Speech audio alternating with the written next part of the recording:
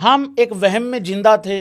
वहम यह था कि हम बार बार 150, 160, 170, 180 पे ऑल आउट होंगे और वहां से बार बार जसप्रीत बुमराह आएगा और भाई लोगों हमें जिता के ले जाएगा।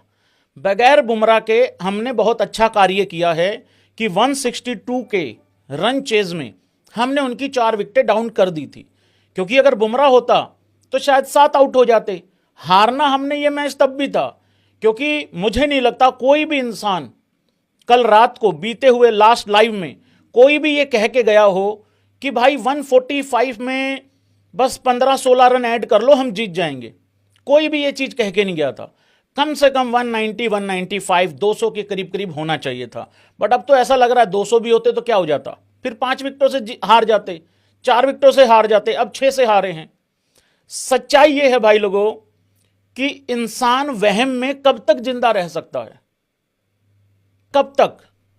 एक मैच तक, एक पारी तक, 2 पारियों तक, आखिरकार वो वहम टूटना ही टूटना था। हम एक ही वहम में थे कि जो पिछली बार हुआ वो इस बार भी हो जाएगा। पिछली बार वाले ने कम से कम 15-20 जगह पे उसके नील पड़े थे उस इंसान के जिसका नाम था पुजारा। नील इस बार किसी को नील पड़े? किसी के अच्छे से कपड़े भी गंदे नहीं हो पाए, मिट्टी भी नहीं लग पाई किसी के।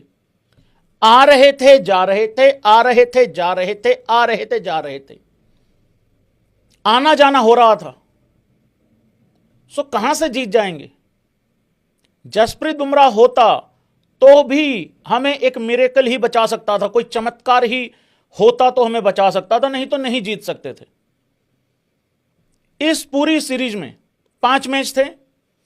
इन 5 मैच में इंडिया की बल्लेबाजी कितनी बार आई? 10 की 10 बार आई है, लेकिन वो एक बार वाली बल्लेबाजी हटा दो जो मैच ड्रॉ हुआ, क्योंकि उसमें सिर्फ पारी शुरू ही हुई थी और उसके बाद वो फिर मैच ड्रॉ हो गया था। अगर हम 9 पारियों का हिसाब लगाएं, 9 पारियों का सबका, अगर वो एक पारी छोड़ भी दें, क्योंकि उसमें वो क्योंकि 10 पारियां मिली हैं सिर्फ राहुल को और आपके यशस्वी जायसवाल को, बाकी किसी को भी 10 पारियां नहीं मिली हैं, बाकी सबको 9-9 पारियां मिली हैं या उससे कम मिली हैं।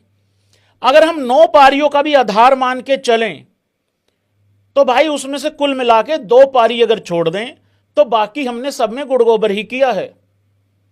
हमारी किस्मत अच्छी थी।